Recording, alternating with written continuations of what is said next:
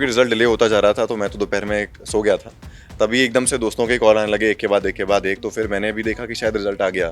फिर पीडीएफ देखी तो पता चला 58th रैंक आई है। फिर सबसे पहले अपनी माताजी को बताया रिजल्ट के बारे में। मैंने 3 साल कॉर्पोरेट लॉ में काम किया था बॉम्बे में।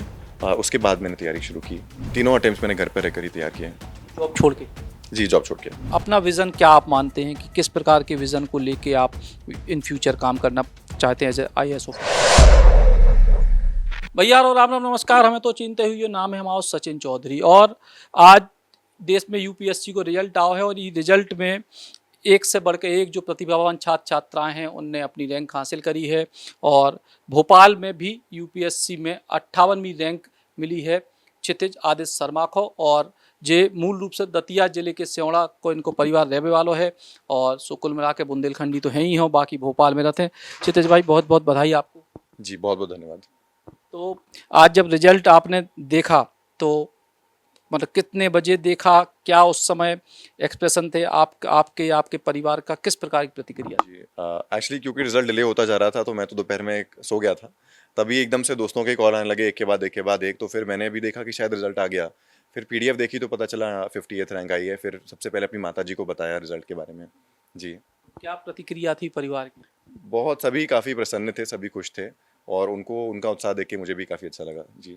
कब से तैयारी कर रहे हैं, किस मतलब क्या एजुकेशनल बैकग्राउंड है आपका, कब से तैयारी कर? जी, ये मेरा तीसरा अटेम्प्ट था और एजुकेशन बैकग्राउंड की बात करूँ तो मैंने लॉ में डिग्री ली है NALSA university of law Hyderabad से। उसके बाद मैंने 3 साल कॉर्पोरेट लॉ में काम किया था बॉम्बे में। उसके बाद मैंने तैयारी शुरू की। जी। कॉर्पोरेट लॉ में आपने काम शुरू किया, फिर यूपीएससी की तरफ से कैसे मुड़ गए, या शुरू से कभी बीच में था कि अचानक से वो काम करते करते हुआ? जी, इनिशियली तो मेरा इंक्लिनेशन नहीं था टुवर्ड्स द सिविल सर्विसेज, पर धीरे-धीरे कोड में कुछ ऐसी चीज़ें हुई कि मेरा थोड़ा रुझान बदला। जैसे पहले तो मुझे भी रियलाइज़ हुआ कि मेरी एक्सपेक्टेशन ज़्यादा है एक नौकरी से, एक सैलरी के अलावा भी, जो मुझे इस प्रोफ़ाइल से शायद ना मिल पाएँ। और उसके बाद जिस तरह से हमारे एमपी के आईएएस, आईपीएस ऑफिसर्स ने कोविड के टाइम पे बहुत एक्टिव काम किया, बहुत प्रोएक्टिवली सिचुएशन को हैंडल किया, उससे भी मुझे काफ़ी इंस्पिरेशन मिली। तो फिर उसके बाद कैसे तैयारी कैसे की? जी, तैयारी मैंने घर पर रहकर ही करी। हाँ, तीनों अटेम्प्ट्स मैंने घर पर रहकर ही तैयार किए हैं। जॉब छोड़ के? जी, जॉब छोड़ के। इसके पहले वाले जो आपने अटेम्प्ट किए वो पहली बार में ही मतलब आप आगे बढ़ पाए थे कि शुरू के दोबारा? जी, क्योंकि पहला अटेम्प्ट मैंने 3 या 4 महीने की तैयारी में ही दिया था, तो मेरा प्रीलिम्स तो निकल गया था, पर मेरा मेंस रह गया था। पर क्योंकि मेंस में मार्क्स अच्छे थे 6 महीने की तैयारी के हिसाब से, मैंने सोचा कि इतनी मेहनत में इतना हो गया है, तो आगे और अच्छा किया जा सकता है। सेकंड में? सेकंड में मेरा आईआरएस में चयन हुआ। जी। फिर आपने छोड़ा? जी। फिर उसको छोड़ दिया कि नहीं? नहीं, आईआरएस की ट्रेनिंग मैंने जॉइन करी दिसंबर में नागपुर जाके। जी। तो IRS के साथ साथ फिर आपने यूपीएससी को मतलब हाई रैंक? जी। अब क्या आपके मन में, जैसे आपने कहा कि कोविड के दौरान आपने देखा कि एमपी के ऑफिसर्स अच्छा काम किए तो उससे आप प्रेरित हुए, तो अपना अपना विज़न क्या आप मानते हैं कि किस प्रकार के विज़न को लेके आप इन फ्यूचर काम करना चाहते हैं एज ए IAS ऑफिसर? जी, कुछ ऐसी स्पेसिफिक वल्नरेबिलिटीज़ हैं मैं समझता हूँ हमारे समाज में जनरली भारत में और फिर मध्य प्रदेश में भी, जिन पर अगर मुझे काम करने का मौका मिलता है तो मैं उस पे काम करना चाहूँगा। जैसे कि मध्य प्रदेश में युवा के लिए रोज़गार की समस्या है, लोकल लेवल पे रोज़गार नहीं मिल पाता, राज्य के बाहर जाना पड़ता है। ये मेरी की प्रायोरिटी रहेगी। इसके अलावा भी कैसे महिलाओं को फाइनेंशियल फोल्ड में लाया जा सकता है, इकोनॉमिक एम्पावरमेंट किया जा सकता है महिलाओं का, उस पे काम करने की कोशिश करना चाहूँगा। और एक सेफ्टी नेट कैसे बनाया जा सकता है हमारे वीकर सेक्शंस के लिए, उस पे भी मैं अपना प्रयास करूँगा। आमतौर पर देखा जाता है कि जब परिवारों में, जब एक मध्यम वर्गीय या मध्यम वर्ग से थोड़ा सा ऊपर ऐसे परिवार जो आपका ऐसे परिवार है, ऐसे परिवार में जब बच्चे की नौकरी लगती है उसके बाद उस नौकरी को छोड़ने में माता पिता बहुत हर्डल बनते हैं कि नहीं बेटा छोड़ना नहीं है। तो वहाँ माता पिता का किस प्रकार का रुझान था जब आपने तय किया कि अब जॉब छोड़ के हम IAS की तैयारी? जी, एक्चुअली मेरी माताजी भी चाहती थी कि मैं यूपीएससी की तैयारी करूं। ऑफ कोर्स जब मैंने कॉर्पोरेट लॉ फर्म में एक नौकरी जॉइन करी तब उन्होंने ज़्यादा मुझे एक्टिवली नज नहीं किया उसकी तरफ, पर जब मैंने डिसाइड किया कि मैं अपनी नौकरी छोड़ूंगा और इस एग्ज़ाम की तैयारी करूंगा तो उनका भी पूरा सपोर्ट मिला मुझे। जी। फैमिली का और सपोर्ट कितना महत्वपूर्ण आप मानते हैं इस पूरे? जी, मैं बहुत बड़ा श्रेय रहा मेरी सक्सेस में मेरी फैमिली की असिस्टेंस का, उनके गाइडेंस का, मोटिवेशन का। क्योंकि मैंने घर पे रहकर ही तैयारी करी तो मेरा साथ में प्रिपेयर करने वाला कोई पीयर ग्रुप नहीं था बहुत बड़ा। तो कभी भी मैं आइसोलेटेड फ़ील करता था, लोनली फ़ील करता था, तो उनके ही सपोर्ट के साथ मैं आगे बढ़ता रहा।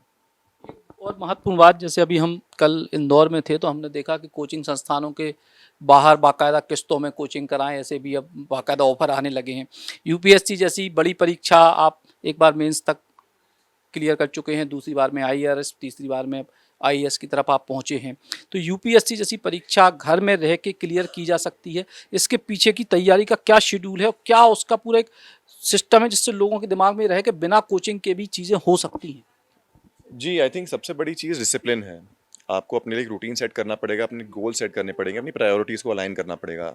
जैसे मैं घंटों पे ना फ़ोकस करके एक डेली, वीकली, मंथली और 3 मंथली शेड्यूल बना के चलता था और कोशिश करता था कि कम से कम डेली 85 टू 90% मेरे गोल्स पूरे होते चलें।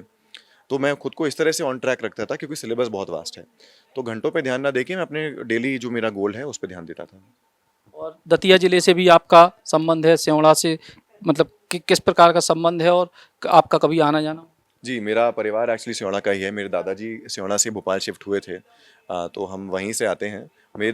मेरी माताजी भी भिंड जिले से ही आती हैं और हमारा आना-जाना लगा रहता है। वैसे मेरा जन्म भोपाल में हुआ था, पर साल में 2-3 बार तो मेरा आना-जाना होता ही है सियोड़ा में। तो अब जो खास तौर से ग्रामीण क्षेत्र के लोग हैं, चाहे ग्वालियर चंबल क्षेत्र के या बुंदेलखंड के लोग, उनको किस प्रकार का आप एक अपनी तरफ से बात कहना चाहेंगे कि अपने गोल के लिए किस तरीके से काम करना? स्टूडेंट्स को जो एग्ज़ाम की तैयारी कर रहे हैं, मैं बस यही कहना चाहूँगा कि आप सबसे ज़्यादा इम्पोर्टेंट है कि आप कंसिस्टेंट रहें। क्योंकि एग्ज़ाम साइकिल बहुत लंबा है। एक अटेम्प्ट में भी जिसका निकल जाता है उसको 1 साल देना पड़ता है इस एग्ज़ाम को, पहले तैयारी के लिए, फिर 1 साल एग्ज़ाम प्रोसेस के बीच में। तो बहुत ज़रूरी है कि आप कंसिस्टेंट रहें, मोटिवेटेड रहें और अपने सपोर्ट सिस्टम से जुड़े रहें, चाहे वो आपका फैमिली हो या फ्रेंड्स हों। जी। तो परिवार को सहयोग के संगे संगे बढ़िया तैयारी, मेहनत, लगन और अपने जो चीज़ है, जो गोल है, जी के प्रति आप काम कर रहे हो, के प्रति इच्छा शक्ति और आपको दृढ़ संकल्प आपको सफलता दिवा सकत है, उदाहरण आपके सामने है क्षितिज शर्मा के रूप में। कैमरामैन नीलेश के संगे सचिन चौधरी, बुंदेली बौछार के लिए।